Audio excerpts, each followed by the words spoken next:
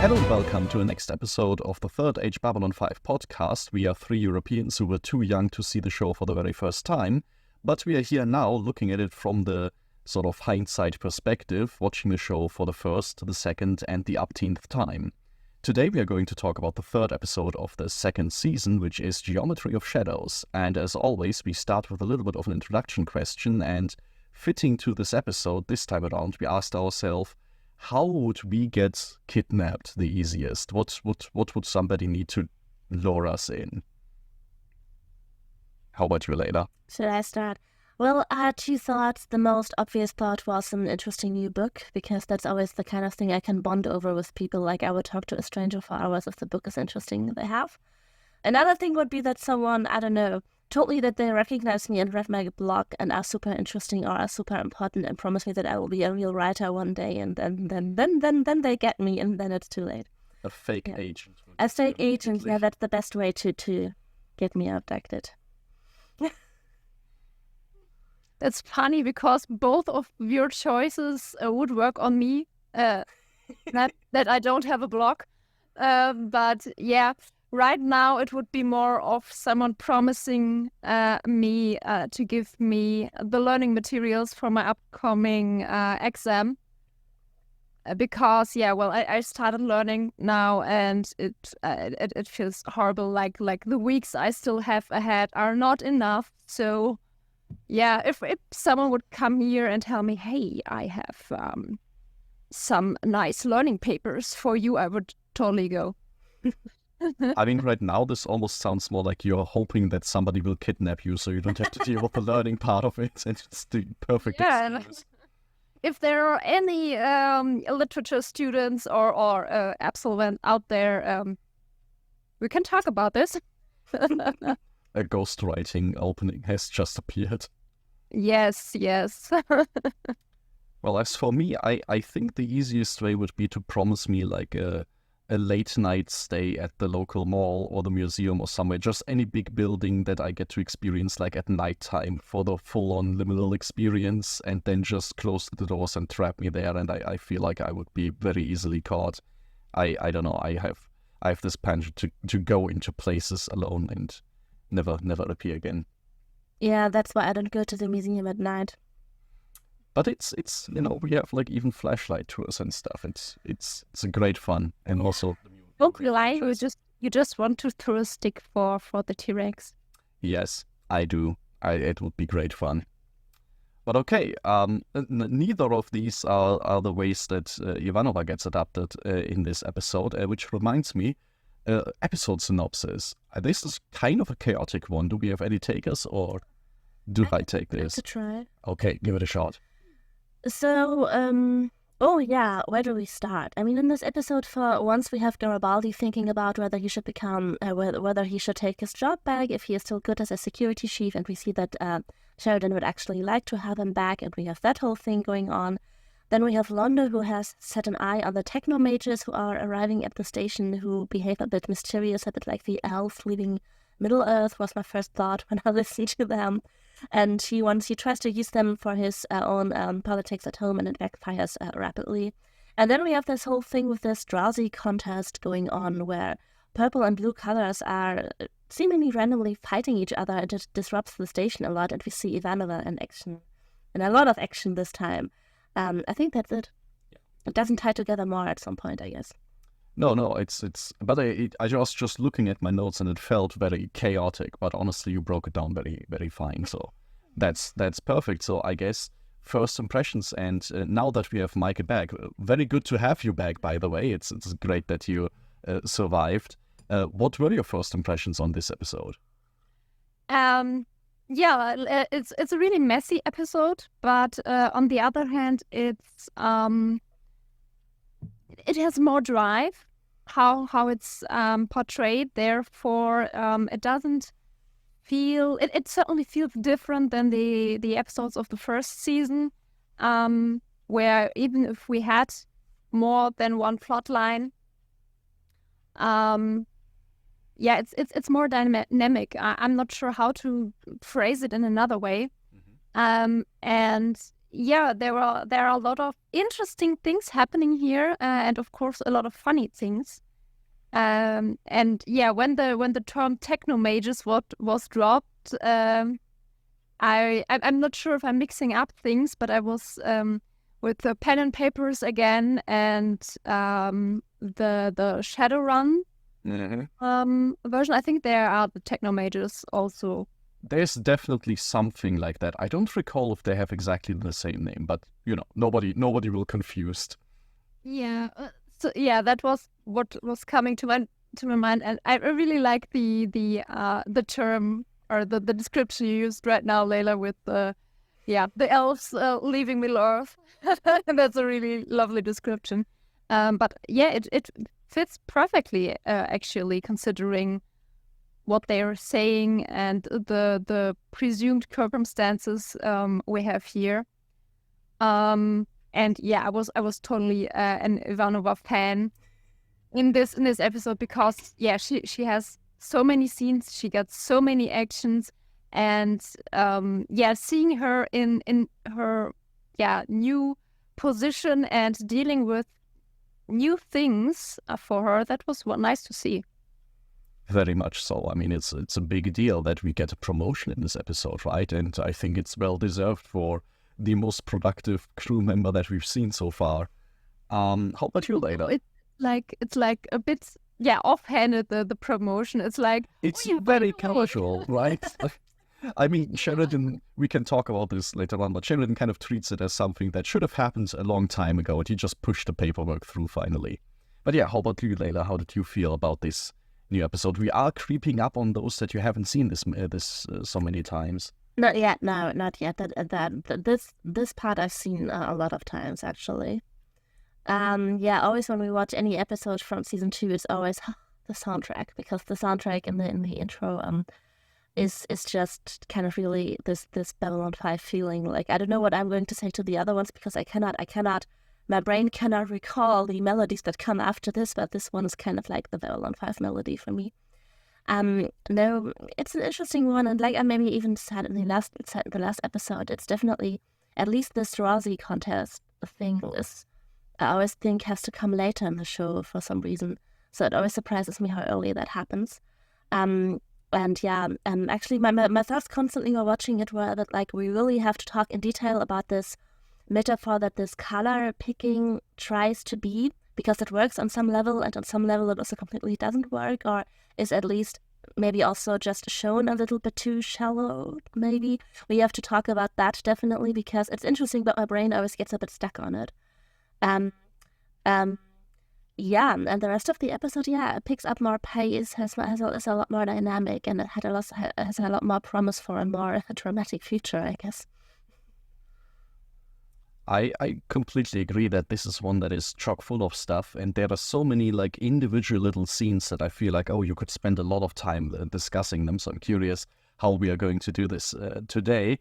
And I think for the past few episodes, we've kind of adopted the structure of going through the episodes sort of character by character. And I don't know how you feel about that, but maybe I think it worked quite well, as we kind of follow the different story beats through as different characters see them, so that things are kind of connected. And if there are no objections, why don't we start with Garibaldi's part in this, because his wounded back is the very first thing that we see in this episode. So maybe let's discuss a little bit his doubts about returning to his duty at all.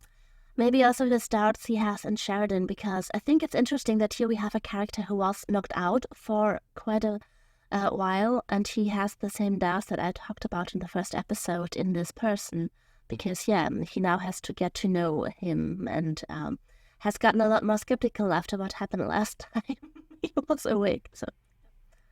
Yeah, and he immediately connects this also to this almost conspiracy that he's following, right? He has this idea that I was shot in the back because of something that happened with the president, and now I've seen how many people wanted to get rid of Sinclair. Now I wake up and he's gone. So there is a pretty good reason to be very suspicious of the guy that replaces him, and I think it's notable that Garibaldi says he should follow up on this, but ultimately it's Sheridan who has to take the initiative and make that connection between them. Maybe first for his doubts of returning to his position. Yes. This feels really good seeing taking this road here, because usually it's like, it's no problem, I will start, that's something I have with a few series and movies a problem with, because something dramatic is happening and there is no pause in the character or in what is happening. Nothing happened, I just shrug it off and keep going. And here we have this, oh man, I even though he not necessarily fucked up, I mean, we already got to this point about Garibaldi not seeing his second in command as the rotten egg in his security crew. On the other hand, he has to trust someone, and being suspicious of anyone is where we get at the end of the episode. It's paranoid, and you can't live on like that. Here having this doubt, and do I really have qualifications? That's something I really like to see here, because it shows that the character is not one-dimensional. Mm-hmm. And also the way he goes back to his position, to his job. I like how this is going, because it's subtle, it's on an emotional level, and the moment where he gets to help Ivanova, it's like, hey, don't be an idiot. You can do this. You have qualifications no one else has. And I think this constellation is something that is so relatable for a lot of people. I really like how this is put in here in this character and in this situation. And it feels very true to his character, both that he would have these doubts, because we already learned about him that he has this checkered past. Sheridan brings this up again, and this is a situation where I feel like it becomes very clear why he couldn't hold a post before, because something went wrong, and he doesn't really on his own push to keep this position necessarily. He's very ready to then withdraw and move on. And if there wasn't always a leader like Sheridan who says, no, I want you and I hope that we can work this out, it's very easy to see why this would hurt his career so much, on top of any problem with alcoholism that he might have had in the same time. And on the other hand, when it comes to the resolution, like you mentioned, it's very Garibaldi that he needs this personal experience, saving somebody that he really cares about. Other people telling him that he's qualified and that on paper being true is one thing, but Garibaldi is really a person who needs to have this hands-on experience to get the sense of self and his own qualities here. So it tied all of these elements that we already knew about him very well together, and that is really enjoyable to see. I would add there, it's not necessarily Garibaldi but he's a more emotional driven character, and an experience is also more emotional than just logically going through an experience. Like there's this, I couldn't have seen this, I can't look into the future, and therefore I couldn't prevent what was happening here. And since he has this emotional reaction to this event, to him being shot, the emotional experience he receives with helping Ivanova is the perfect way to get out of this, emotional depth he is falling in there. He has fallen in there. Very much so. Anything on that? I just love that scene right in the beginning where he at least tries to play hard when it comes about his physical pain, when it is about his examination, so that Franklin actually has to hurt him for him to admit that it's not completely healed. To the other stuff, I don't have much to add. But I think this is a very good point. On the one hand, it's just funny that Franklin has two very grumpy patients in this episode, and I think, we've been critical of Franklin in some of his ethical decisions before, but here it was nice to see him in this doctor role and really having to be like, dude, you got shot in the back. This is not fine. Look, if I poke you, it hurts, doesn't it? You have to admit that. Otherwise, I can't help you. That was very nice to see. And I think it's interesting that they make this distinction here, especially, for a 90s show. Getting shot in the back has a physical component where Garibaldi can play the hard ass, and the psychological component where he actually opens up about it a lot more. And that these are two distinct things that you need to take into account, especially if you're somebody serving in uniform, isn't always self-evident in these shows. So it's very nice to see. And I do like a lot of the interactions that come about this. We can talk about the Sheridan scene maybe a little bit more in depth, but I also really liked Lou Welch coming up to him and being like, look, we bought a cake and I haven't been able to eat this one. And just this interaction that also shows us, of course, Garibaldi is so torn up about it, because usually the team that he built cares about him and cares about each other a lot. So it's easy to see why this was such a hard blow for him.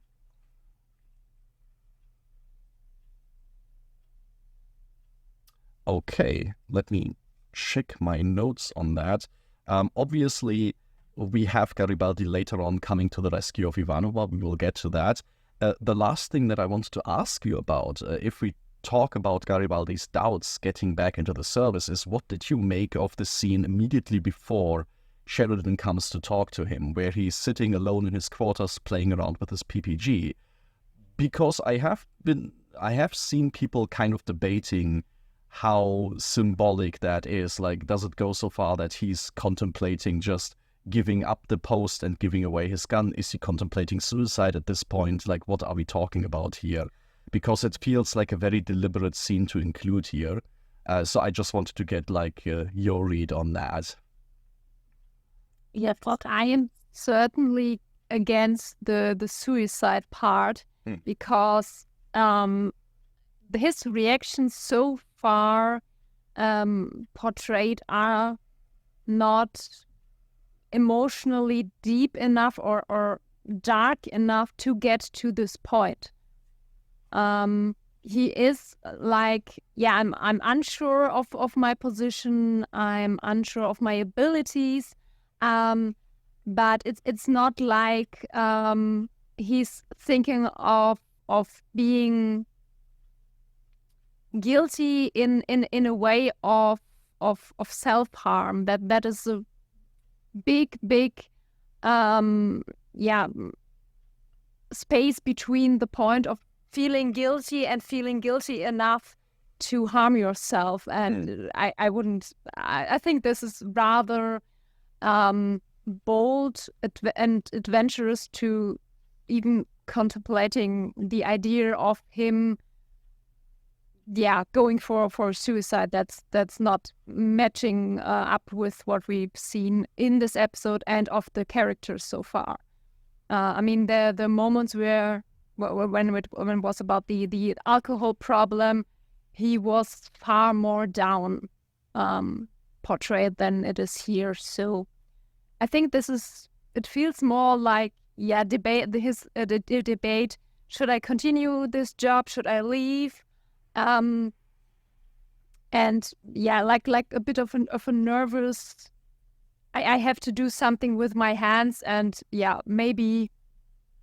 And in this contrast of his or not his the contrast, but in connection of his thoughts about his job and the whole situation. I mean, he was shot, and therefore the weapon is a bit symbolic to this point. I would put it somewhere in between there of him being shot and him continuing the position, somewhere there. I mean, that makes complete sense, especially because something like cleaning your gun, reloading it, and that is just very familiar motions that he's been training for as long as he had this job. So it would make sense as like this, if you've got the nervous tick or something, that you default back to that. How about you, Layla? Well, for what I've seen so far, I would definitely think the same. I was also thinking that he was just cleaning his gun and thinking and contemplating, because it was that kind of gun that shot him. So that was really just playing that through of how that could have worked out. And but from what I know from later seasons about him, I would definitely give it some thought and would find it interesting whether he at this point could have contemplated suicide. I don't know. I wouldn't say that even with knowing how his story continues, I would say that he definitely did, but I can see where that comes from. And I think, yeah, we could have a discussion about that at a specific other point. Yeah. This is interesting because I hadn't considered that maybe this is a thought that comes up if you watch the show multiple times.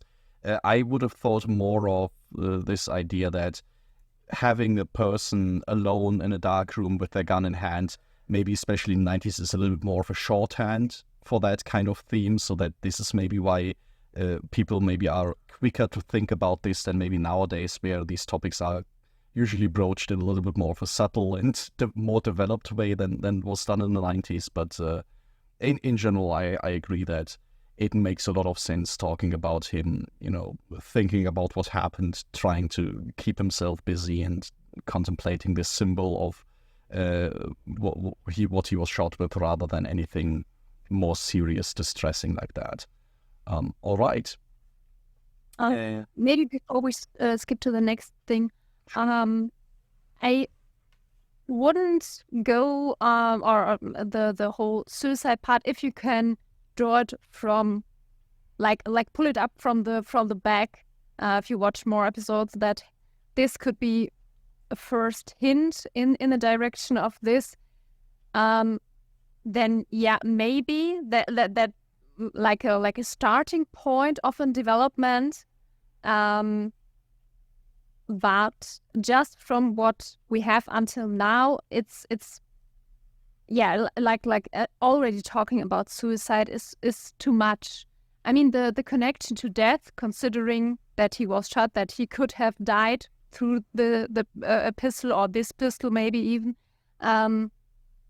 that's an option, and that's certainly something where you can do a lot of connections. But yeah, just this point putting on as suicide or suicidal is too much, I think. I mean, even if it's something that you might consider in hindsight, then you also always have to be careful about assigning a lot of meaning to things before in retrospect that maybe shouldn't have that. So, and like you said, Layla, this is definitely something that we can maybe have a discussion about later on, whether or not that feels warranted then. All right, sticking to scenes and plot points that we meet relatively early on in this episode, on the other side of the station, we have Londo, who gets a visitor, Lord Reefer, and I think this might be the first time we see Lord Reefer. I think so. Like, there have been officials before. It's the guy that he's talking with about, God and the world and the state of the Emperor. And I absolutely love the small detail that he's getting a haircut by Veer in the very beginning, admiring himself in the mirror as they are discussing the fate of their civilization casually. That was just something that I really enjoyed. But of course, there is a lot of content to this discussion pertaining to the loss of Quadrant 37 that Londo was responsible for. So anything that strikes us about that before Londo gets into the rest of the episode shenanigans. Yeah, well, the combination of Veer doing the haircut for Londo, I mean, he is the assistant of the ambassador, not his hairstylist or anything. So kind of wild. It feels to me, because I think we have seen quite a lot of other Centauri running around on Babylon 5, so I'm sure there would be one who would be able to make his hair for him, and not the poor Veer, which is certainly far under his payment. So yeah, that was wild. But then you have to consider, can these other Centauri be trusted, right? Like, Veer is the guy that you can talk in front of, and he's so innocent, he's not gonna say anything, so you can just talk whatever. You can talk about the idiot emperor openly, right? Yeah, okay, that's a point. I think Londo having to shut up for, I don't know how long the haircut of a Centauri takes, but I think that would be he would be short before imploding then, I guess. Especially he can't be drunk in the hairdresser's salon as well, so that would be a real challenge. Yeah, trying to dry his hair and suddenly Londo is on fire. Yeah, that's slightly terrifying. Yeah, the whole talk they have is, I mean, it's like, yeah, the king is old, he will die soon, and if the time comes, we could do something. That's, yeah, heavy topic. And very casually discussed here, right? Like maybe it's because they're on Babylon 5 far away from court that they feel so confident about this, but there's definitely a lot of stuff going on, but it kind of puts into a different light what we've seen throughout Season 1, that the Centauri Republic has been very passive whenever it has been attacked and stuff. And now we learn this is mostly due to the Emperor basically saying, no, we are going to rather give worlds up than going into war and such. And there is a big movement against that back home.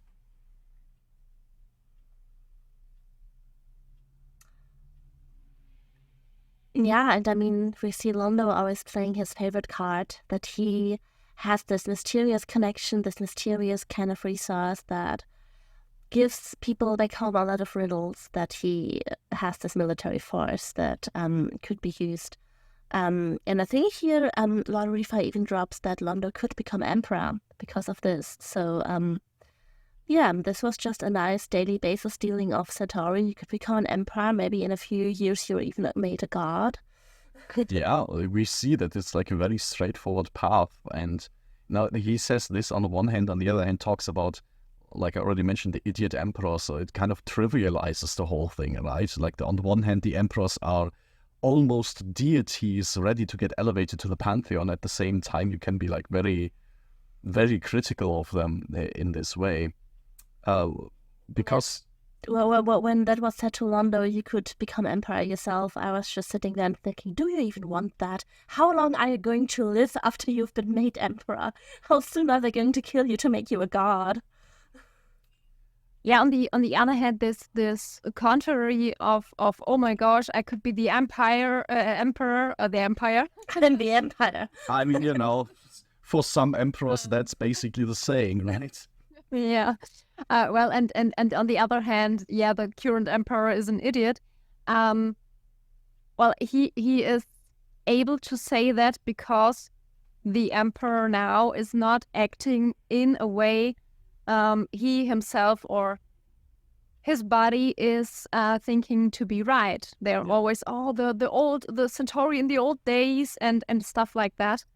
And yeah, well, I was a bit questioning in that moment if this is a bit like a scenario where the king, as being described as old, is he one of those that really got to know what the war felt like, what was ruined and lost because of the war, and therefore now in the position of, no, we're not going to do this.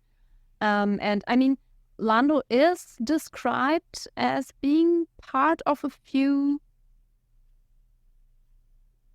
battles. I'm not sure if it was in the war, but kind of true that definitely had some service where sieges were taking place when he was a pilot back in the day. We learned about that.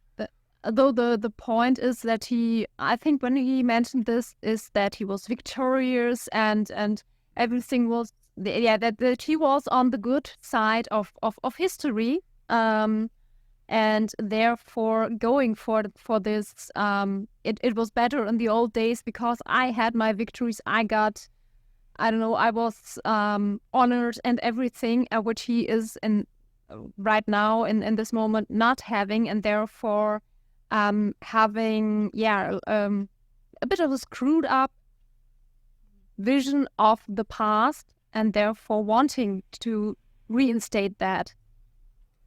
I really like this perspective or this question for the emperor, right? Is this an emperor who has gotten more introspective because he experienced part of the war, which would be nice, but then also, of course, with monarchs, maybe a little bit wishful thinking. They don't usually tend to be very sensitive to matters of war and stuff because they're usually quite sheltered from all that. But it's definitely an open question because it's also, obviously a very heavy critic of the emperor talking about him. So he's probably not presenting anything in a very favorable light.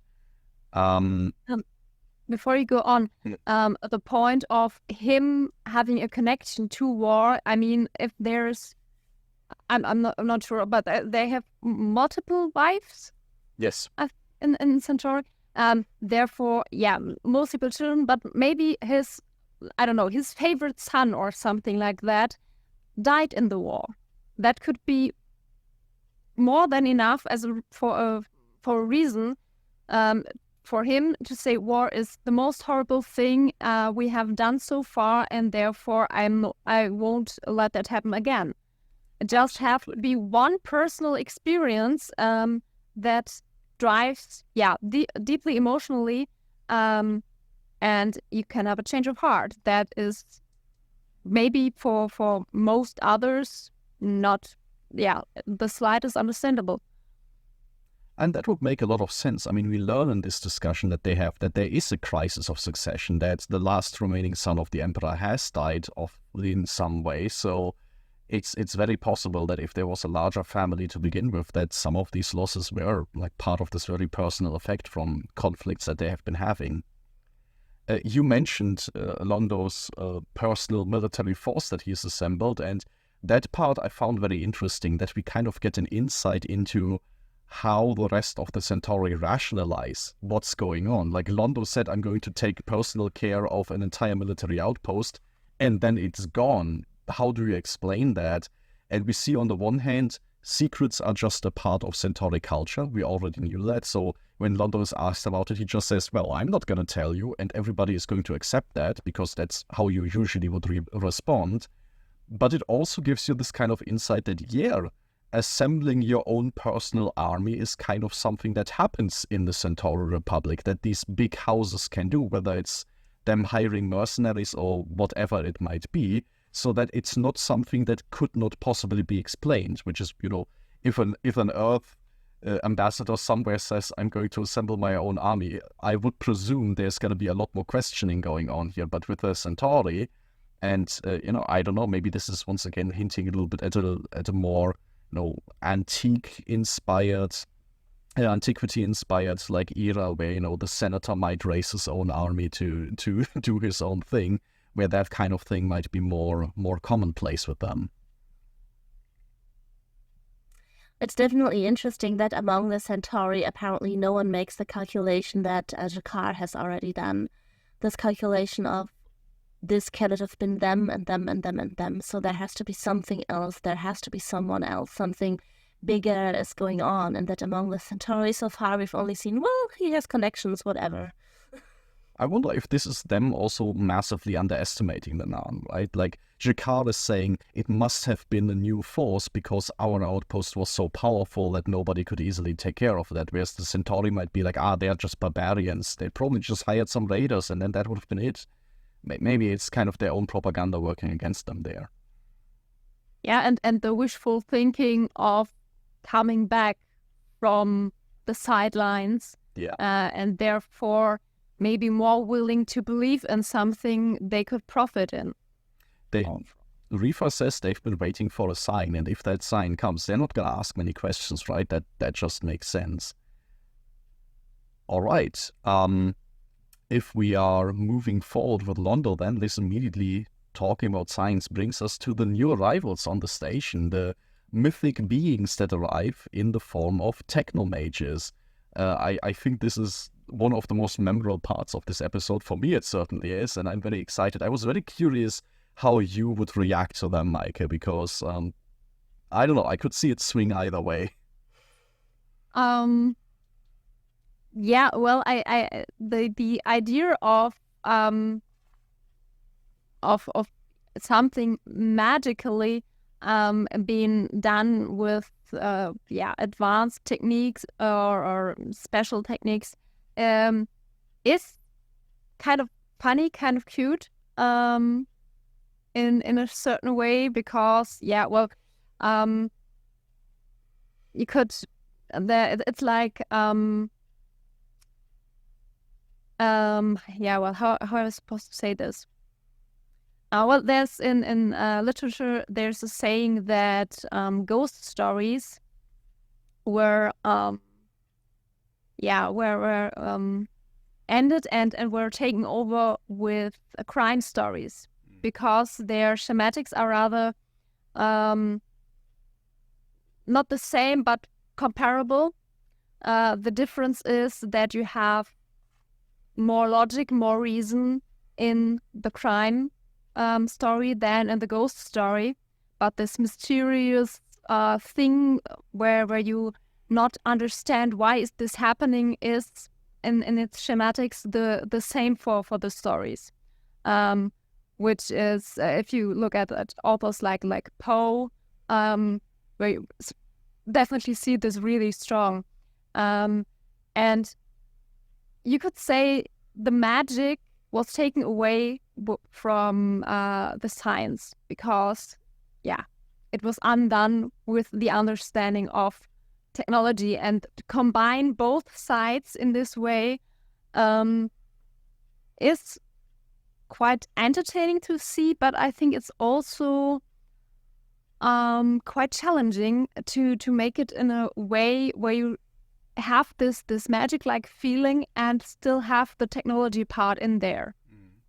So a bold move where I was sitting there when they appeared and okay, what exactly can they do? Yes, I was also thinking of this, what exactly can they do? Because, I'm a science teacher and I have a lot of friends who actually went into one of the science careers and spend their days in labs, which I only did very basic. But they would all tell me that they do exactly that. They use science and do magic because, I don't know. I also think that you get to this point of there's this chain of events and we can, to a part, explain what happens, but also to a big part just not explain why things happen. You get to that point very, very quickly.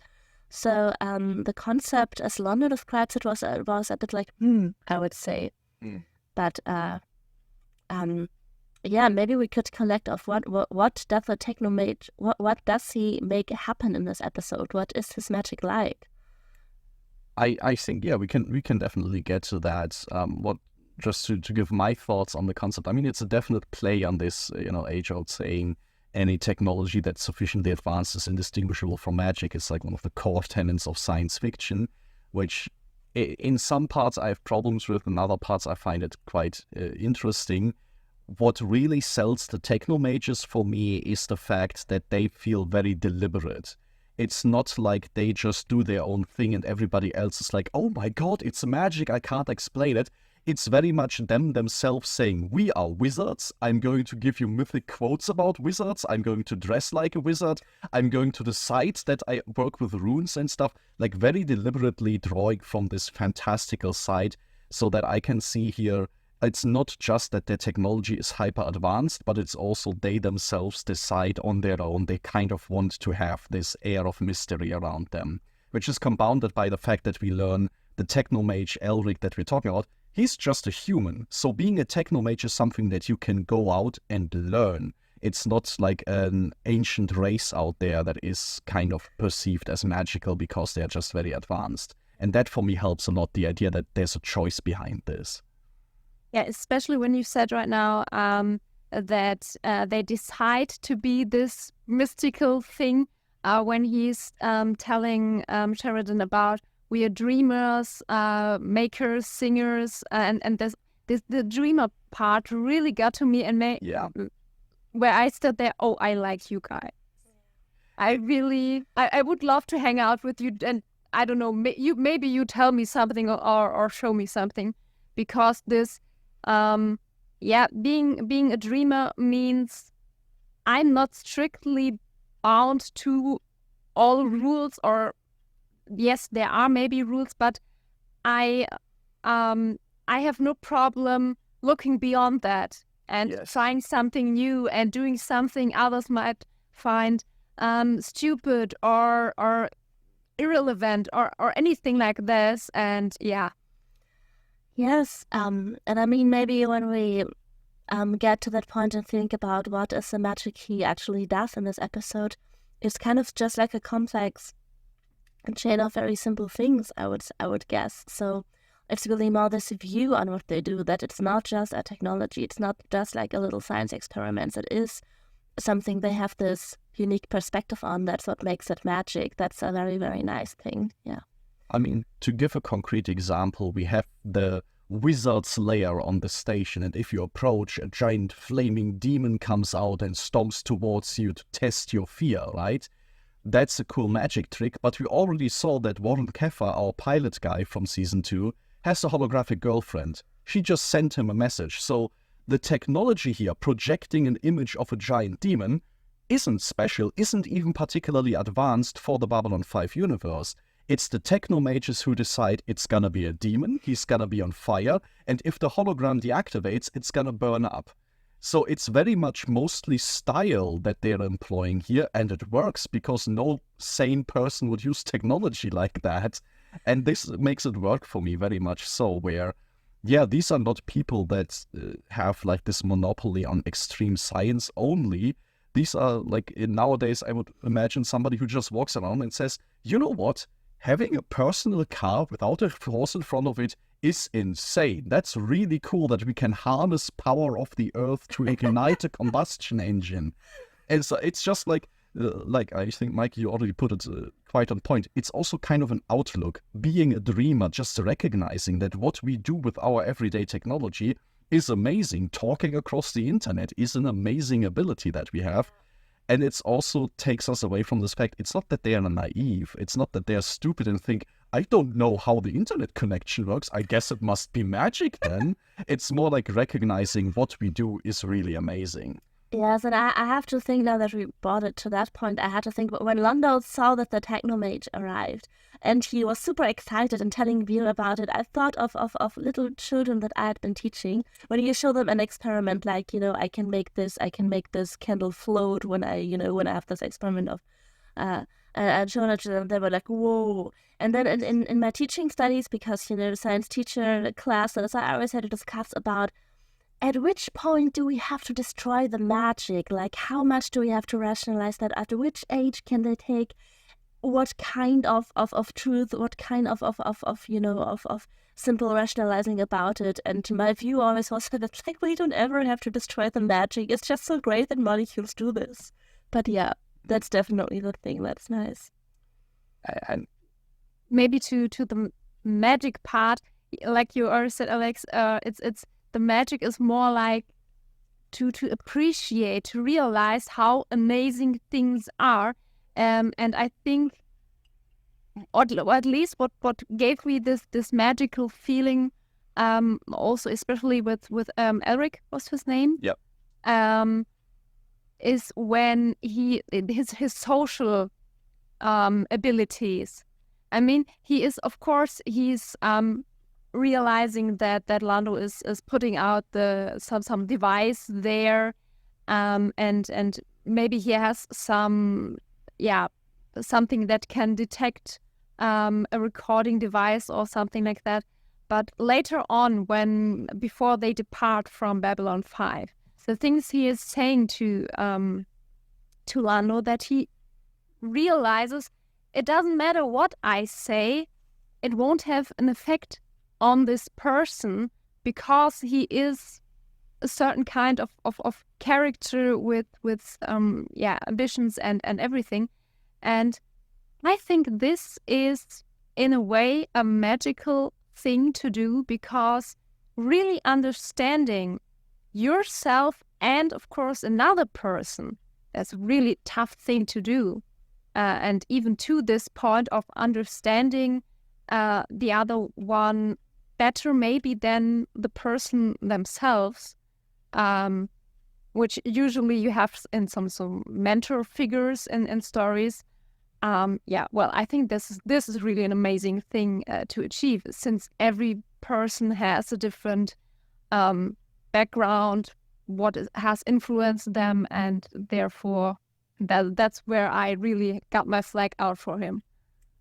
yes, that this understanding can be magic. You can, bring that to so many levels. Also, understanding math doesn't have to be studying and memorizing and being rational. It's magic as well. So yeah, it's just a wonderful point. Sorry. You wanted to say something? No, just exactly to this point when Sheridan also asks them, what is it that you do? And he's talking to a technomage, so you can kind of, are they able to travel to different galaxies? Do they build a planet-destroying super killer? Like, what is it that this super technological power can do? And then he says, well, I know how to make somebody fall in love. I know how to be rich. I know how to be poor. So these very social-oriented things, once again, talking about how do you live your life as sort of the ultimate wisdom that you can achieve rather than anything that we would perceive as outwardly technological, I think speaks exactly to this point that what they are looking to perfect is a lot more philosophical also, more so than anything that is just purely materialistic out. Yeah, but because there we focused very much on the magic part, because when you look at what like in medieval times we understood as magic, love potions were a very big legal problem actually, because they made you not accountable in front of a court in Germany in the Middle Ages. Just the thought that they could exist was terrifying. So yeah, you focus on the magic part because that was the focus that I guess matters. That the technology is just the other half to achieve these things that this order apparently seeks. Yeah. Then let's get a little bit into Tolkien lore, because I think everybody's going to be excited about that. The Technomages are leaving, and Elric explains to Sheridan, notably not to Londo, to Sheridan, why they are leaving. And it's this idea that all this wonder, all this technology that they've collected, and this wisdom that they've collected is legitimately very precious, is more than the rest of the galaxy has. So they don't want to be involved. They don't want to have it misused for anything in the coming storm, as he ominously describes, which obviously feels very similar to some of the elves that we see leaving Middle-earth. So talk about the Technomages going away, and at your leisure draw connections as you will. I mean, I thought of the elves in the book, not in the movie so much, and it has been a while since I read that book. So it was really just a spontaneous uttering from me. I will latch onto any excuse to talk about Tolkien stuff.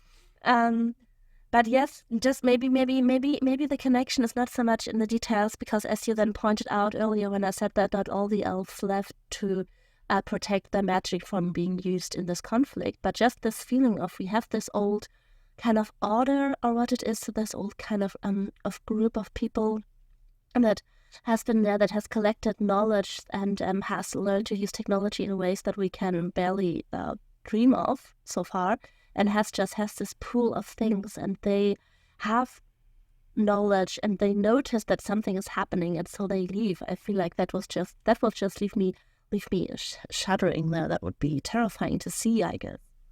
It's I mean, I make this connection because I feel like it goes in both directions. On the one hand, there is definitely this element of them, of something magical leaving the world as it progresses, because there is this big dangerous conflict, storm, whatever it is coming. That is very eerie as kind of an omen. But at the same time, I mean, for Tolkien, it is also this big element that the elves leaving is just a natural process. It's not because Sauron is coming back or anything like that. The world is not for them anymore, so they leave regardless, even after the good guys have won. And, that transporting that onto the Technomages is also kind of a question when it comes to them. Do they at some point gather a body of knowledge that means for them they don't belong into this galaxy anymore? They have to move on to different places like that. Like, we saw Ironheart when he ascended and became whatever it is that he became. So it's just interesting to me to explore this as kind of a ceiling for how much knowledge, how much technology can you get in this setting before it becomes time to leave. Question for me is, as far as I remember everything but what I've read from Tolkien, it's feels a bit like when the elves are leaving Middle-earth, it's like, yeah, our job here is done. Because Sauron is the last, I think you could say, apprentice of the former evil Morgoth, and both have their origin in Arda, the world where, or the part of the world where the elves came from, and yeah, well, with Sauron's death, it's like, yeah, we finished the problem that started not from us necessarily, but with us, and therefore we can go back home. That's a bit the feeling I have with the point in the story, and therefore also that they are no longer needed there. Yeah, well, you can debate on a few other things depending on the end of Tolkien's world, since there are different versions, because I think he himself wasn't really sure about it either. The point is, I think that you can make here in Babylon 5 with the Technomages leaving, is like taking what they have or what they have left and securing it, because they don't know what will happen, and just putting everything out they have just for the sake of saving the universe is not necessarily a good way to progress, because everything can be turned against life, probably, that they know about. So they take the, I'm not sure if you could say more peaceful way, but the safer way of protecting the world or the universe from other dangerous or potential dangerous things here. I mean, at this point, it's a good question how much the Technomages know about what is going to happen, because they are not very specific about that at any point, but when he talks to Londo, he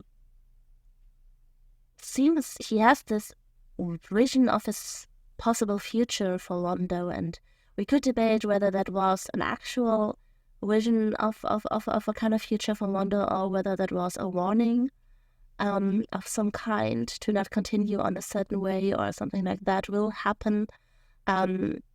We could debate about that, but yeah, it's definitely unclear, I guess, how much they know of what is going to happen, if they have more insight, or are basically in the same state that Jakar was in a few episodes ago, where he was like, everything is going to change now. This is shit. Yeah, that's not clear, I guess.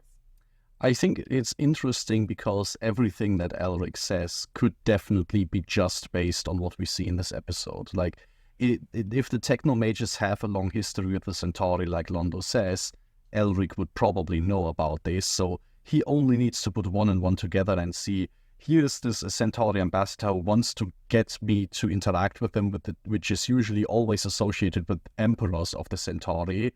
Okay, so what can I tell him? You're being overly ambitious. If you become emperor, it's probably going to be a bad thing with this kind of attitude. It doesn't take a genius to come up with this prophecy. On the other hand, they've also shown enough little tricks and, magic elements to it that we can easily believe there might be more to this, right up to the fact that we know the Centauri have visions of their own death. Maybe this is something that Elric knows more about, it can tap into. Who knows? To kind of close off the Tolkien comparison at this end, though, what for me makes a very interesting difference here is that when we talk about the elves in Tolkien, we are talking about a race of people of a certain blood that has like a divine destiny that is predetermined, and this is sort of what motivates everything. And with the Technomages, we talk about a group that is not tied to a specific species, that is not tied down by a certain destiny at the dawn of creation, but something that, emerged out of living civilizations. And that for me is a very interesting difference between these two worlds and how the writers choose to portray these kinds of things. And this idea that, for example, being magical is not associated necessarily to being very old or of a certain bloodline or something like that. It's just something that people can choose to engage with.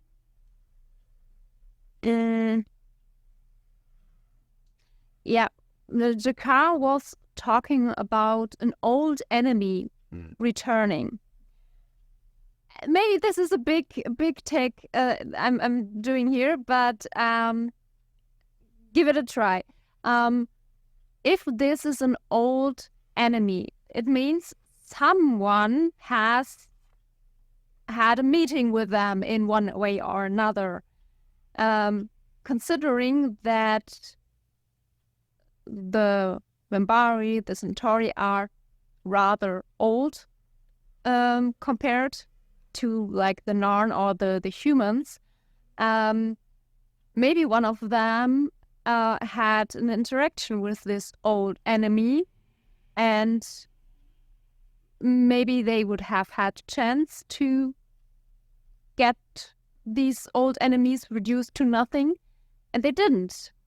And of course, since the Technomages are existing for such a long time, maybe this is now their take. Okay, it didn't work the first time, they are coming back now, so we prepare and pack our stuff and leave. So what you're saying is maybe between the Minbari and Centauri there was a kind of last alliance marching into Mordor, and then somebody took the ring and didn't destroy it, though. And now somewhere out there, what you're saying is Zathras is Gollum, right? Like, am I getting this correctly? He probably has the ring somewhere. But no, it makes complete sense. If we take this Tolkien idea a bit... If we go further. No, but I mean, what you say, what for the Narn is an ancient enemy, for the Minbari or for the Centauri might fall into a time period where they had much better bookkeeping, something like that, right? Like, Londo talks in this episode about the fact that the Centauri had contact with the Technomages before even the Centauri emperors existed, which presumably has been quite a long time. We know that their pantheon has about 50 gods, most of them being emperors, so at least 50 lifetimes of emperors were there. We're talking about a very long time already that this institution has been a thing, and they already had contact with spacefaring wizards back then, so there's certainly a chance that if this ancient enemy was, 2,000-3,000 years ago, that the Centauri would have pretty good records of that. So, if only somebody could convince them to actually open up their libraries instead of scheming to overthrow their own government all the time. Wouldn't that be nice? If they would have destroyed the ring, everything would have been solved. Right, it would have been so easy. And this time nobody can blame humans because they weren't part of it yet, so everything is much better already. Shall we talk about the much more in-depth lore of the Drazi then? Oh, yes. Let's start with this. Can I start with this? Can I throw in a little bit of trivia beforehand? Ivanova, or rather Claudia Christian playing Ivanova, broke her legs. For real. So they had to figure out a way to include this, which is why she breaks her leg in this episode as well. So when she is cranky on Dr. Franklin's stretcher there, she is cranky for real, because there's real pain that she's in there. So they kind of had to work around that and very brilliantly managed to do it. So that's just a little fun side note when it comes to this episode, that she really earned that promotion in real life as well. Yeah, that's funny. Can I start now? Yes, Because yes, I always feel in this plot that it tries to be a metaphor for something, and I think it doesn't really work on all accounts, because or am I starting too high up here? Do you want to go through the basics first? Okay, good. Because I feel like we have this phenomenon that you have even within the species. You have cultural groups that pick a flag, that pick a name. How nations exist, it's completely random, basically. But then if you look at it closer, you also see it is always some kind of events. It is a language, it is a food, it is composers, poets, all these kinds of things that make up this whole thing of this is kind of this is a culture, this is a thing, and under this certain symbol, people identify with that, and you can think about that whatever you want. It can go wrong, it can become extreme. That's all completely. But this is just how it works, and I feel like breaking it down to you just randomly pick purple, and so you do what the purple leader does. It's just a simplification that I came across a lot while I was studying to become a teacher, because I had this focus on teaching children children with a migration background. We call that here in Germany politically correct. And we had this problem at some point that we realized, if we really just see this as, cultures are just so random, and if we just force them to talk German all day in school, and if we just don't include their background, if we don't let them display that some of them are Muslim or Jewish or whatever, then everything is peaceful and everything's fine. It just doesn't work like that, because it is just not completely random. It means something to people because the stories and the little activities, the little shared experience with your grandparents or your friends or whatever, they are a part of you, who you are, and they are not as random as just randomly saying, I like red, so let's take this flag. So on the one hand, I completely understand this point of we are all Drazi, we are all human beings, we have a lot more in common, just physically and emotionally and psychologically, and these are just made up categories, but also they are made up over such a long period of time that they mean a lot to the identity of people. Because, for example, I learned that when I was teaching, when you force children that grew up with another language than they have to speak in school, when you force them to not speak their native language in school anymore, that can actually harm their ability to pick up the new language. That doesn't help, because in their first language they have made experience, they have built up an identity. Sometimes you have different personalities in different languages you speak, and some of you are more funny than in others. That can actually be tested, like empirically. And the simplification, I know where it wants to go, but I'm very frustrated with it in this case, I have to say. It was a lot, I'm sorry. Oh, it's perfectly fine. And I mean, it immediately puts like a frame on like what perspective you view this plot through, right? Which I think is one of the things the plot really isn't super clear on that. Where my mind also goes immediately to this idea, the way the dialogue is written, like you already mentioned it in the very beginning. They're talking about you have a cloth that has a certain color, aren't flags the same thing? And then you can talk about this in terms of nationality, like you just mentioned, and have this discussion. You can also talk about this, of course, in terms of party lines, which, their entire process is sort of kind of like an election, right? Like they're trying to decide on the government rather than trying to decide which nation is the best. So you could also make these arguments, but, different parties, political parties aren't just different colors and animals associated with them. Usually they have like pretty big ideological differences that should matter to you. But then I've also, and I think that's also completely justified, seen people talk about this in terms of, well, look at soccer. And like people live in different cities where now it becomes very arbitrary. And then it's very easy to say these people are idiots because of literal colors of their teams they start bashing their heads in. But even then you have to recognize, okay, but these teams have traditions and that go back to a time where it was, if we are here in Western Germany in the industrial districts, and the only way you can build your own identity as a worker that was imported from Poland is, you have your own soccer team here, then suddenly it's not so arbitrary anymore.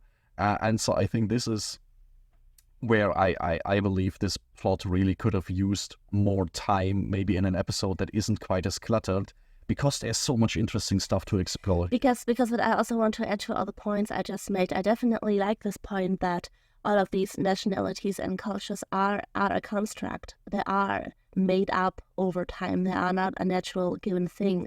And many nations in Europe, for example, if one thing in the 19th century would have happened differently, we would have had a completely different border, a completely different mixture of cultures that was put under one. So that's definitely the good part of that I want to add. I have that in mind. So yeah, what do you think, Meike? Yes. Yeah, well, I was a bit more simple on this take because it's more, how should I put it?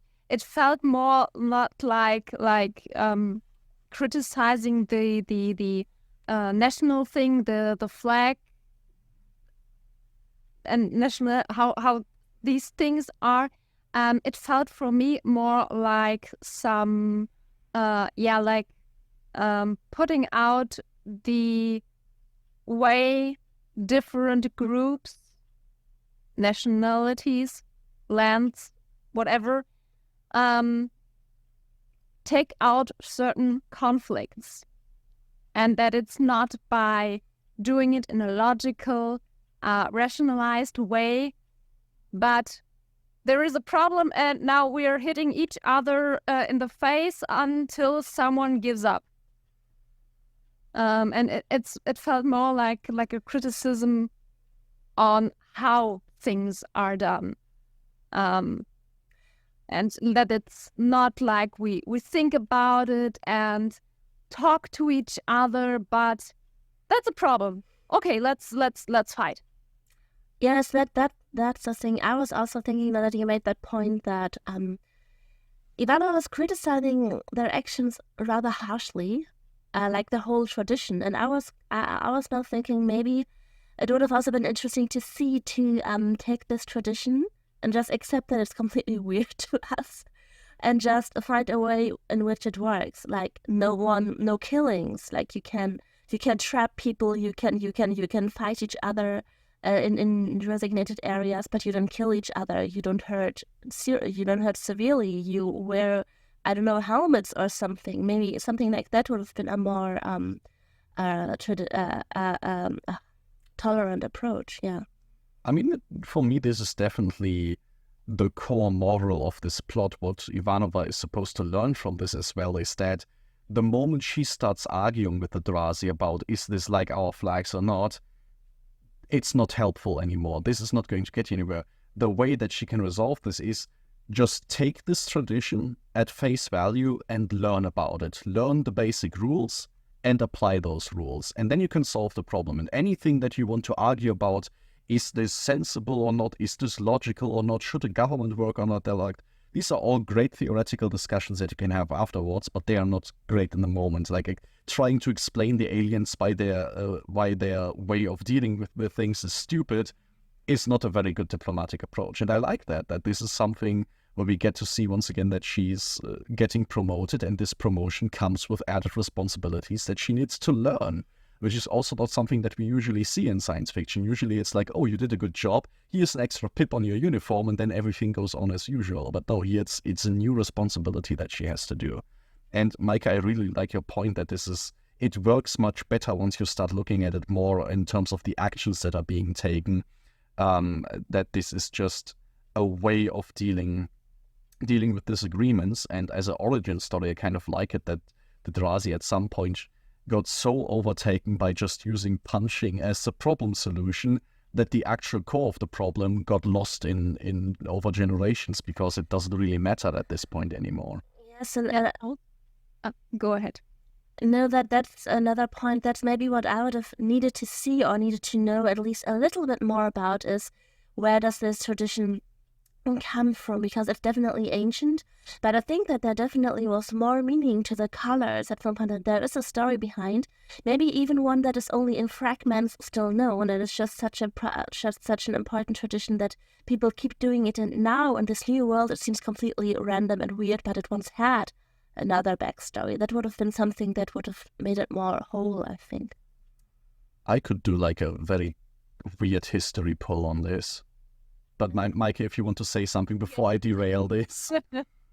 I just wanted to add the point with the Drazi and Ivanova is, again, the thing with emotional action and logical action.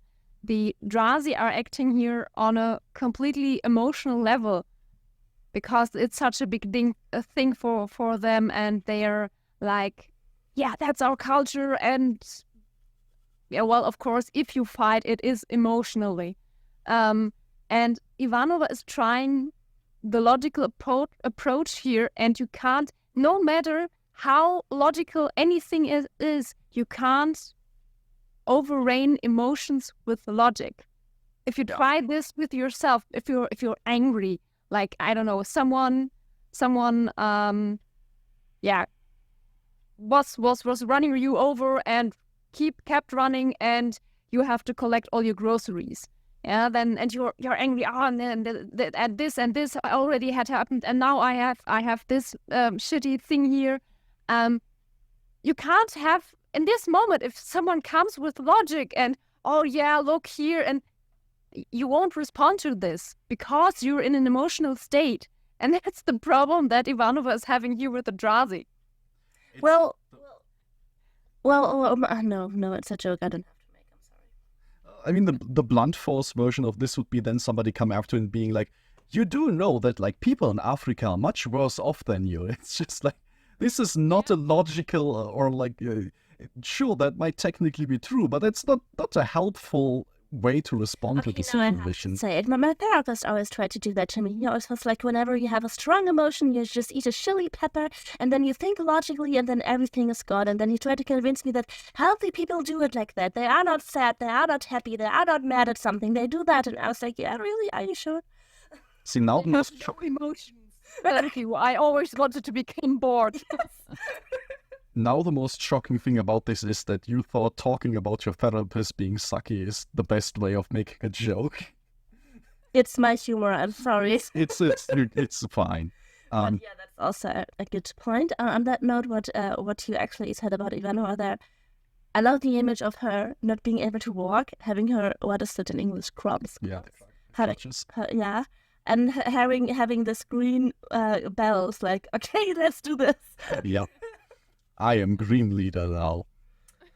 But to go on my weird little history tangent, because I think asking this question, where does this tradition come from, has very interesting implications, and I will use this as a way of bumping our Earth history special that we will do with you, Meike, at some point, because looking at the history of this universe could give us some insight here.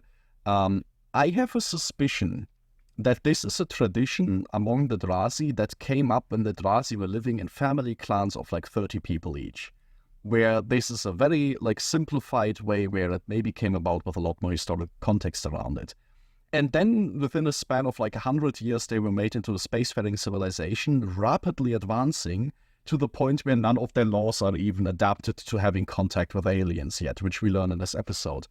There is this sense in this show that a lot of alien species were at a much lower technological level when they came into contact with spacefaring species, which is one of the reasons why most of them don't really have that many populations, and why in many cases, like with the Narn, they just look back at a history of 100 years of enslavement and a lot of culture got lost, like you already talked about.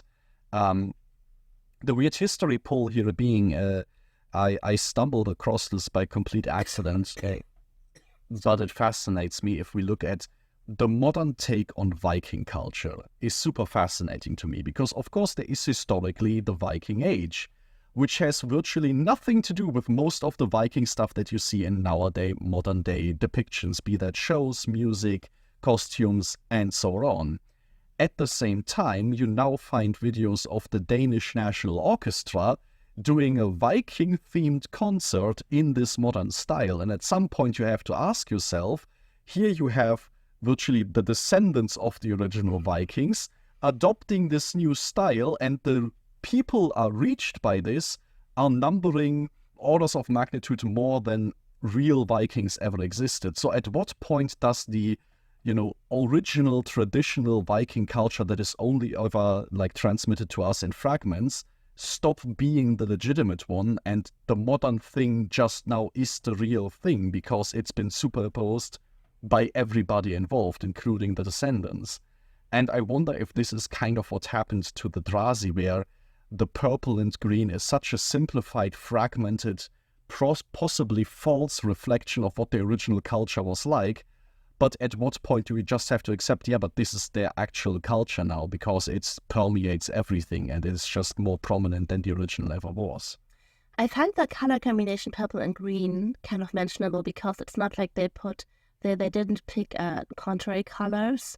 Like they just even a bit more random, because if you would have picked like I don't know, green and red, it would have been okay, opposites of each other. But no, it's just like boom, boom. Yeah, it's just I dare you to find meaningful cultural relevance to this in Drazi culture. My bedroom is painted in purple and mint green. I want to say that I love the combination purple and green. I see the deep inner conflict that you harbor at any point. So if someone knocks on your door, it might be a Drazi. If a Drazi goes into this room, we'll immediately go insane. Yeah. There's just no coming back from this. But before we go to the next part, I just wanted to add, since you got the idea of the Vikings and the few how it was just was merged into one thing. I think a good example how such thing can happen is when you look at I'm sorry if I try to pronounce it the English way, Julius Caesar. Yes. Because there wasn't what's it in English? The Gallic Germanic? people, the Germanic people, yeah. Yeah, it wasn't like there was one group, the Gallic or Germanic people. He was just there writing his stuff, and yeah, like everyone who is behind these lines of our territory until forever, those are all one group of people, and they weren't. He just decided that it was this way. And so we have, like Asterix now. Asterix and Germany. You talk about Germanic people. Yeah. Weird cluster, yeah. Yeah, I mean, if you look at what archaeologists call Celtic people based on their metalworks, and you see what we culturally call Celts, it doesn't match at all. No. The Romans have been interacting with Celts ever since they got past the Etruscans, basically. But that's like very far removed from some druids running around on Ireland. I think we passed the next 1.5, 20-minute mark, so I think we can start talking about the resolution of this episode as all of these plots start combining. And for the green and purple Drazi, it's this wonderful scene of Garibaldi being the door-to-door salesman, and I noted this down for this episode. He is selling an Acme doodad, which is like the company that sells, in all the Tom and Jerry cartoons and in all the Roadrunner cartoons, the traps and explosive and stuff. It's always labeled Acme. So even in this situation, in a hostage situation, Garibaldi's like, I'm feeling good about my job again. I'm going to make a cartoon reference in front of these aliens because they won't get it. I just found that amazing and great for him that he was getting back into gear. I love this tidbit. This is lovely. I think I like Garibaldi even more now. Understandably so. But yeah, how do we feel about him getting back into the saddle and Ivanova essentially just saying, you know what, we're just going to re-dye all your stuff. Everybody that isn't put into prison is going to be happy now. There's a lot of things. Whatever. Choose whatever you want. I find the Garibaldi resolution. I mean, what he basically says here is that that he now feels like he is mistrusting enough because he would never take a message like he got from Ivanova for granted. He would still check on her if everything's all right and then point out if something went wrong. What I would suspect if I watched this for the first time, and I'm really trying to say this without thinking of future developments, is that this could also be the start of something dark to get to the point of, okay, my problem was that this one point I was not mistrusting enough, and now I found out every weird suspicion to never make a mistake again. So here it seems super happy, but it definitely can kindle some kind of darkness in him. Certainly. I mean, he already said a few times, I don't trust anybody. But after what has happened now, he's saying this again. And I'm good at it. I'm good at being paranoid. Yeah. This can turn rather dark. I think the only silver lining to this that we see is that he says it for the final time here in the context of sitting at the restaurant with all of his mates. And it's kind of this idea that as long as I am part of a group, this can work to my advantage. And then I have people around me that can also take it as a joke and talk about this. I'm not sitting alone in my quarters contemplating how to fix things on my own anymore. I'm being part of something again. And that's the only good takeaway. But it's very much the case that it makes Garibaldi very dependent on being in this position and having that community around him to carry that. Because otherwise, it can turn dark rather quickly. Absolutely. Yes, and the resolution of that. Well, I'm not sure if I should call it the driest pragmatical approach or stoic, or I'm not sure how to phrase it, but it's so like I take your system and shake it up so you won't be able to move anymore and you don't annoy me anymore. In a weird way, it feels like she takes a page out of Sinclair's rulebook here, where the way to deal with Eldrazi is bureaucracy. There is a weird loophole in your rules, which is that aliens aren't accounted for, and I'm just gonna take advantage for that. That feels very much like something Sinclair would have done. Like, he would have probably just found that loophole on his own much sooner, so he didn't have to break his leg, but I think here we just see she has learned from a very specific guy how to deal with this kind of stuff. But I think of the approach Sinclair took with Jakar and his religious... Yes, it's exactly that, yeah. But I also felt like it was a kind of Russian solution. So we have a problem with this flag, let's just paint one over and see how it goes. I mean, that is also an approach that you can take. If you want to see her pull from that part of her past, sure, let's go for it. On the other hand, and we already talked a little bit about how Elric deals with this, we have Londo doing his down list of getting that great promotional shot. And the reason I think of that is because Sheridan is, of course, part of this plot as well. And I think this is actually quite a significant development that we see here, that the relationship between Londo and Sheridan is, from the first step now, very tarnished. Londo had a pretty decent relationship with Sinclair, where it was like, yeah, he's scheming and such, but, you know, you can work with him. And Sheridan, by the end of this episode, seems like he's already done with Londo's shit, like, completely. He trusted him once and was immediately, like, utilized, and I don't think they will ever have this kind of budding friendship that Sinclair and Londo might have had at some point. I have to say, I can totally understand Sheridan because, yeah, well, when you're, I say this with Quotation marks.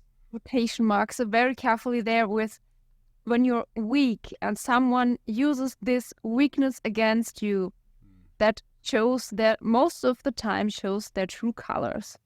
And I think if I would have been in this situation and found out that I was used like this just for something petty as from Sheridan's viewpoint for a nice photo, I would also say you can kiss my ass.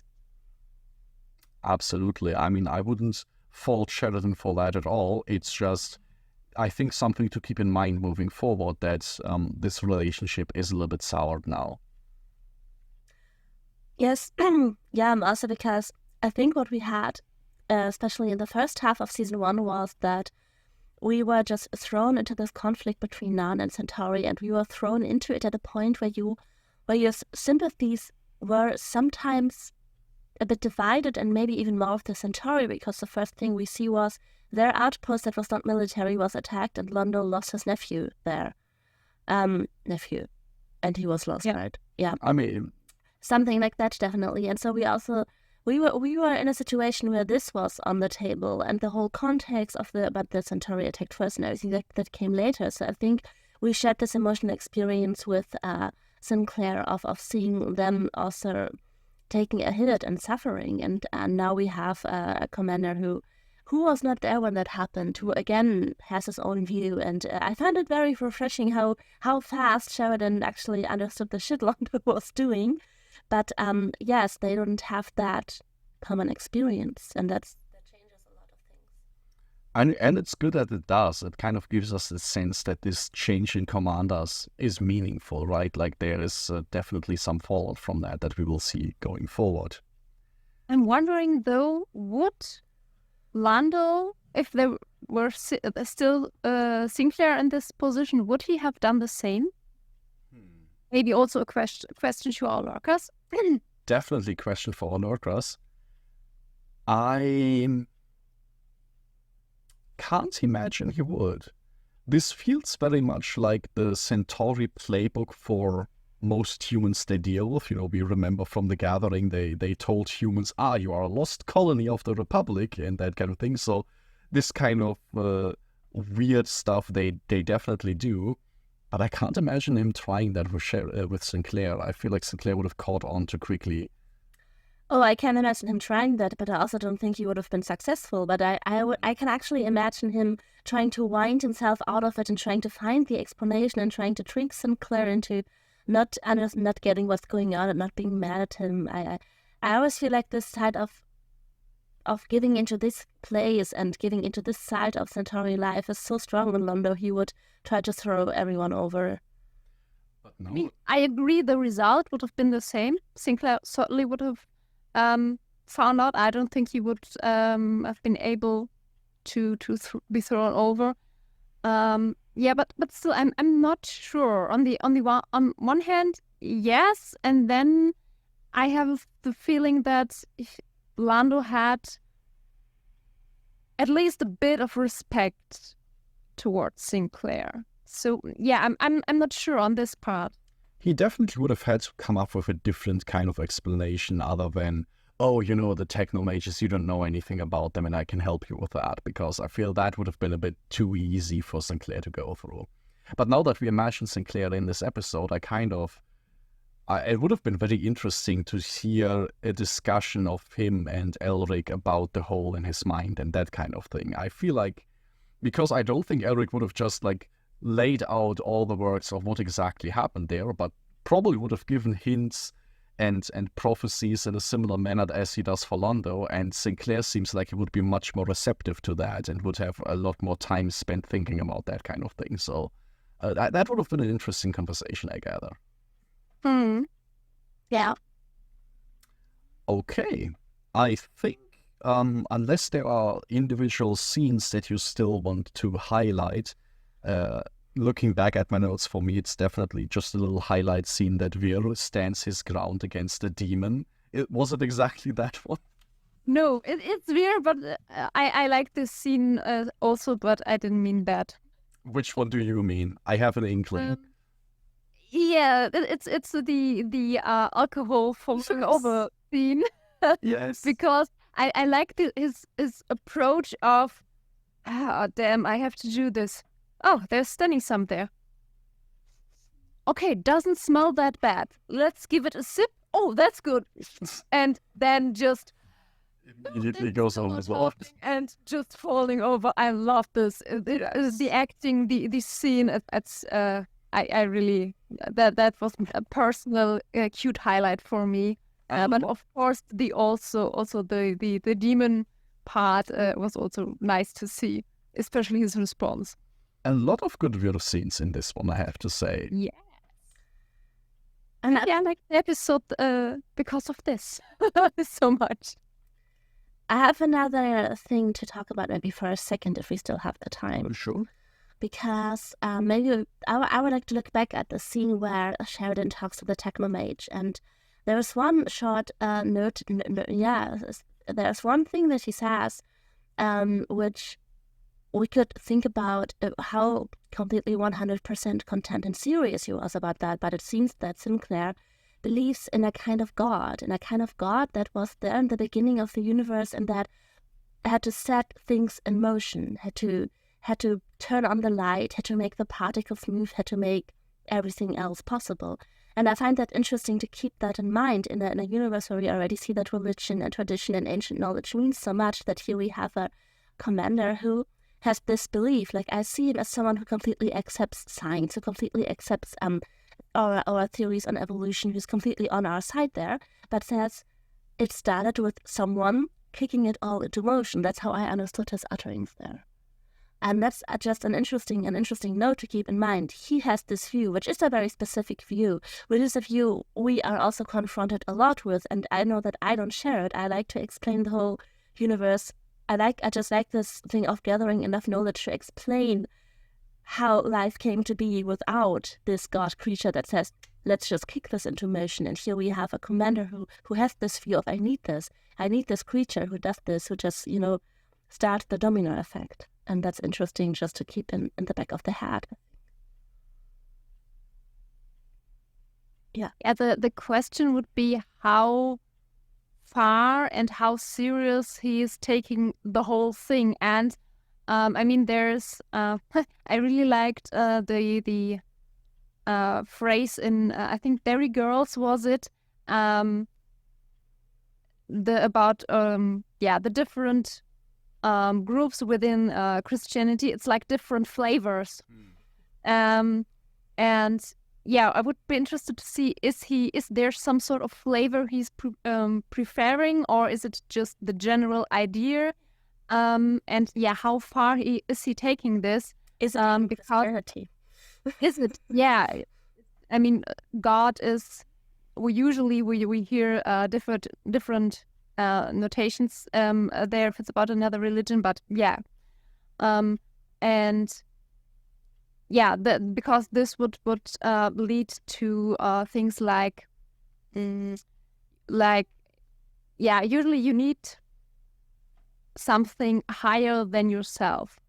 So for some, this is religion. Others take like certain actions, like an emotion, or I will something profane, like I will be the greatest author of all time, or something like that. But something that's driving them. And yeah, it would be interesting to see if this is something that drives him, or is it just some, let's say, cultural pickup he has collected sometime. That definitely remains to be seen. I think in that vein, though, the way he talks about magic is kind of indicative for me, where he talks about it in this frame of, I remember being with my dad among the orange blossom fields, because where else? And being 12 years old and believing in all of this. So for me, it feels very much like it is a part of him that is very distinct, that he divorces from himself right now. He very clearly states, I right now don't believe in magic, but I remember when I did. I'm still in touch with that side of myself. So there seems to be like a very clear distinction there for him, which is a very interesting perspective to have, that maybe speaks to also him being able to say, on the one side, I'm a man of science, on the other side, I have this spiritual desire for something that comes before that, without this creating a contradiction, without him feeling like he's retreating ever further. And those are definitely point of views that you can have, that definitely exist. Yeah. Here I thought I would just like throw in a funny weird scene, but no, we actually have like a important spiritual discussion there, but no, it's that's good. Yeah, because I don't know, I think these basics are interesting to understand someone. Absolutely. And I mean, we see also time and again that this show takes them into account. If we imagine that you point them out, because usually my brain is like, okay, we can turn off now. Yeah. But it's almost time for turning off, because I think we've reached tapestry time, right? Okay, Mike, you should be able to see now. Oh. You don't have to read it. It's just, okay, tapestry. So, as always, we want to talk a little bit about what keeps Babylon 5 together, because obviously there is the main story thread that we are getting more and more of. We talk about how there's more drive now, but it's not all that keeps Babylon 5 together. It's still a 90s show with very many episodic elements to it, but even in those, there are themes, there are character stuffs that are carried over. And the way we're dealing with that is that we have this wonderful tapestry, which is basically just a roster of all the different thumbnails for the episode discussions we are going to have. And with each new thumbnail that is revealed, we are taking notes down on stuff that is recurring, and these notes are color-coded for the different threads. So right now, after the first two episodes, we have a thread about Sheridan, about his loyalties, his family life, how he deals with diplomacy. We have the blue thread, which is all about the Minbari mystery and their entire Souls engagement that they have with humanity right now. And last week, we got the pink thread to Londo and Mr. Morden, his involvement with the forces and their associates here. And I think for some of these, we do get a few more entries in this week's episode, right? Yeah, certainly for the Londo, Mr. Morden part, considering Lando's action are just based on the idea of having the backup of Morden and all his future plans or possible plans about taking over the emperor role are based on his power success so far. And we definitely see that he's leaning into it much more politically now. In the last episode, there was a little bit of this testing out what is Mr. Morden going to offer me, and how much of a joke is this comment about the home world really. And now we see that he's much more secure in his place, I think, and at least to other Centauri, he's like, oh yeah, let's do it. I can give another demonstration anytime, and we have a lot of work ahead of us. So he's getting a bit more ballsy when it comes to that. And then, of course, we had the question, what is Sheridan going to be like when he interacts more with Londo and Narn, with Jakar and such? And yeah, he's not happy. He's not happy with Londo's shenanigans in this one. So I think this is just a good thing to add there. And probably we will also note down that Sheridan has this sort of admiring magic spiritual side to him. I think that's a noteworthy thing to keep in mind. In that case, are there any new threads, any things that this episode brought up that you feel like we should keep an eye on moving forward? What big storm is coming? The big storm that is coming, there is definitely, I will probably make that white. It feels like a very important thing that should stand out. Yeah, there is a storm coming and Londo is somehow involved with it. But I was also thinking on a smaller scale, do you suspect it will be worth keeping an eye on Ivanova closer and how her shenanigans develop? I would say Ivanova and Garibaldi, considering the things happening in this episode, and how they develop or change in the future. I think, Is Garibaldi's struggle with his own paranoia just completed now? I think we all suspect not, that this is something that might develop further. And is Ivanova going to grow into her role as commander now? Or lieutenant commander, I should say.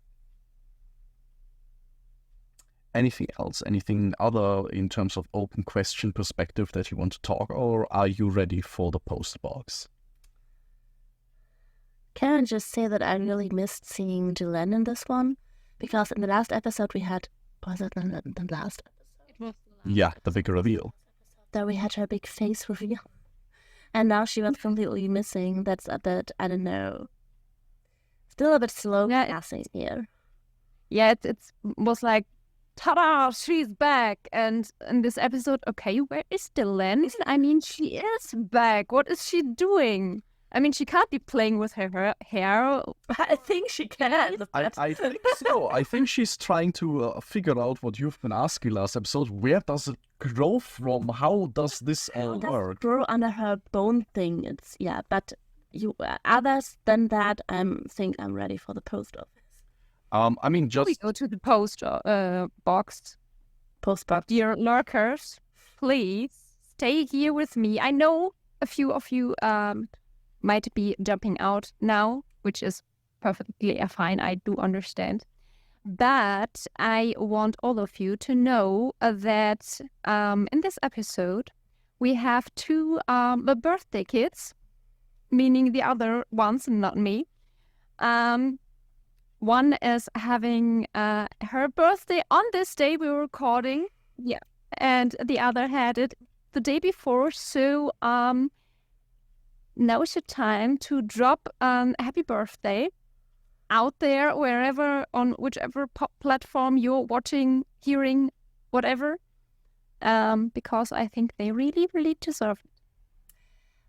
But now that came here into it, we have to make that picture go away, and I want to put there. I want to brag with my rainbow crab cake I made. Can we put it up here somewhere? I can put it up there, there or wherever it is. That's the cake I made.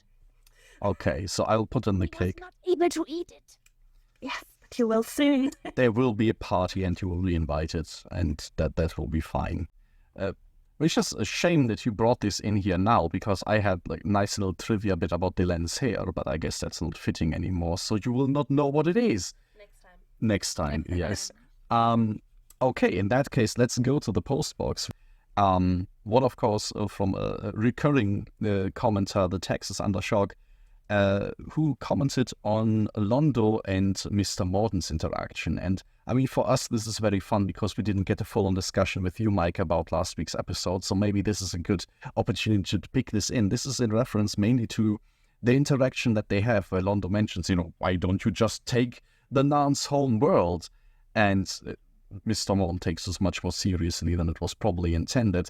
So yeah, how did you feel about that interaction and Londo underestimating his counterpart here, maybe? Well, it was on one hand, of course, Morden and associates would be able to pull off and burn the whole Nan species out of history. But this very part, which I would agree to have seen in this episode, is at least now in episode 3 completely lost.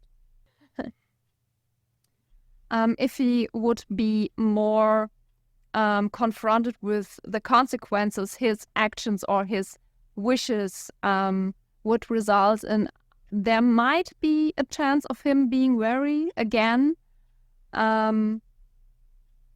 Even especially considering the last remark of Elric, that the ones calling out Lando's name will be his victims and not his followers. It's I think it's a shaky thing with Londo and Morden, because on the one hand, Londo is rather power hungry in the sense of retrieving the old days. And on the other hand, he is like, I don't want to be responsible for so much death and everything. But yeah, I think this is also depending on how his day is going.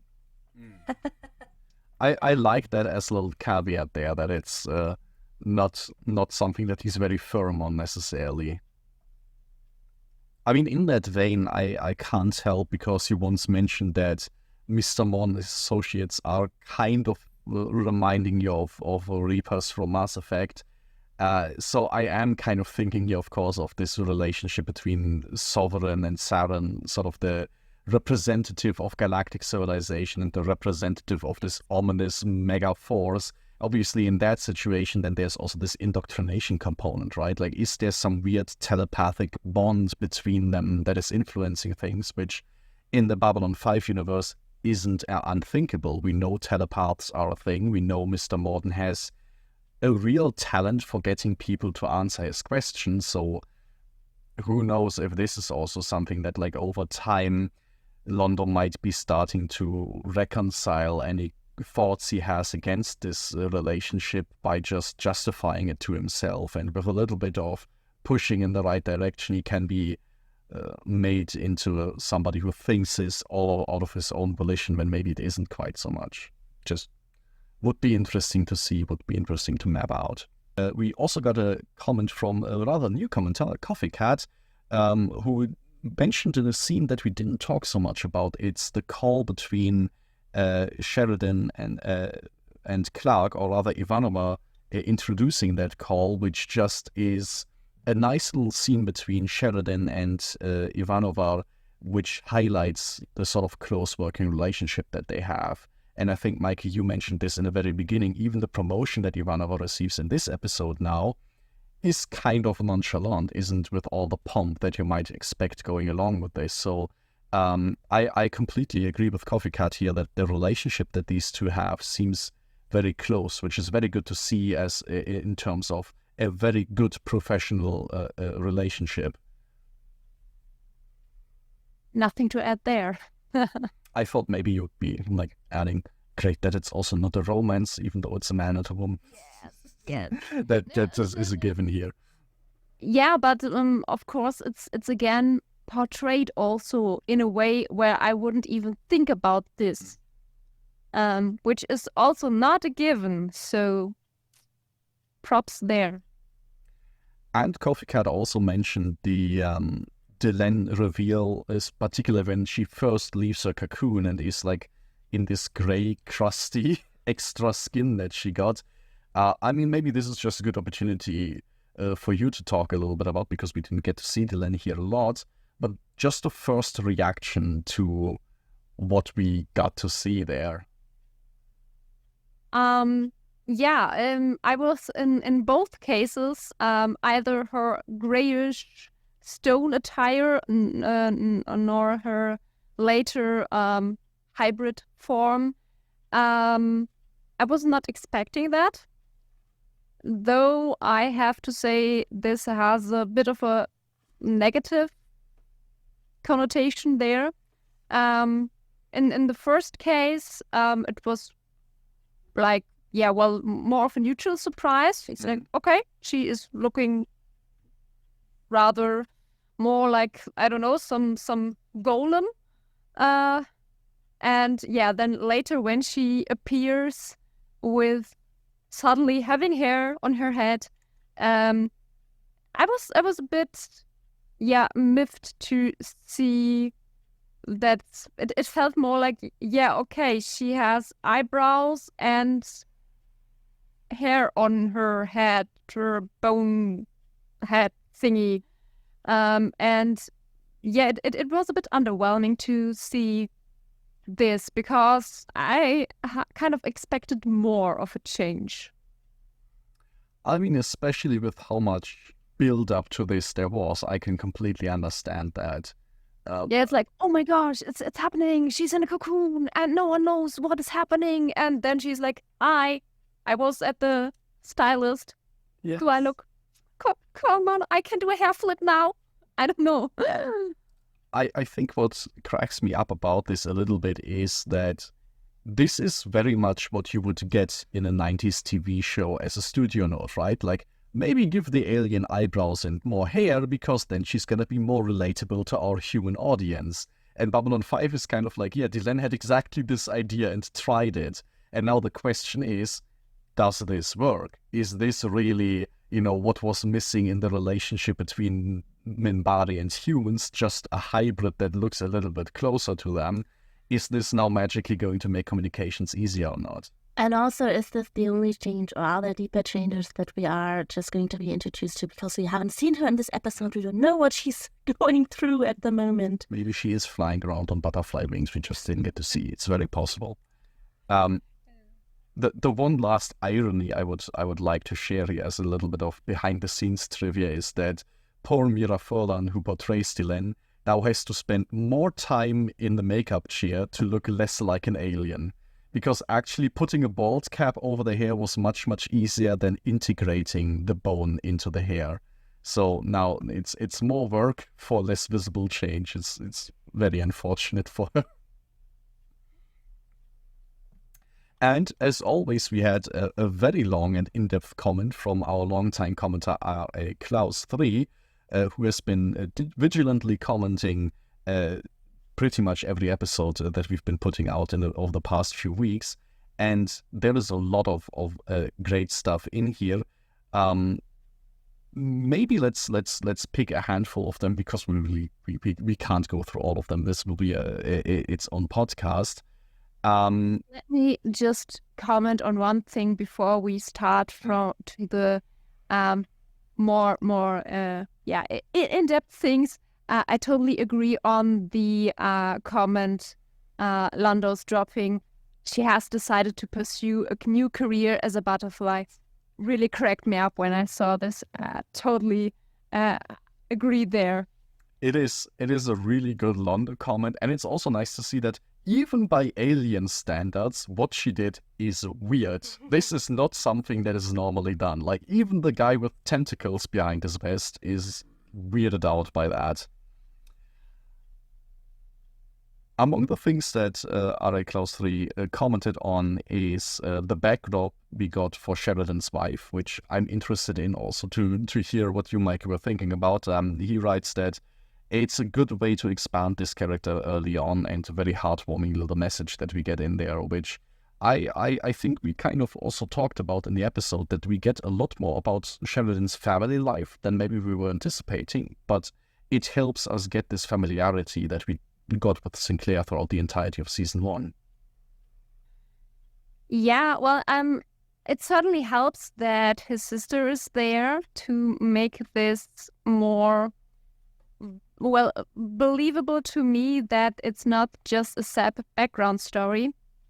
I do hope so that there will at least be 1 or 2 more moments where this becomes not necessarily an issue, but at least gets in the story, because it would be just that, a sad background story, and well, I do understand that since they have this change with Sheridan, they have to get a bit quicker into his character and his background story, but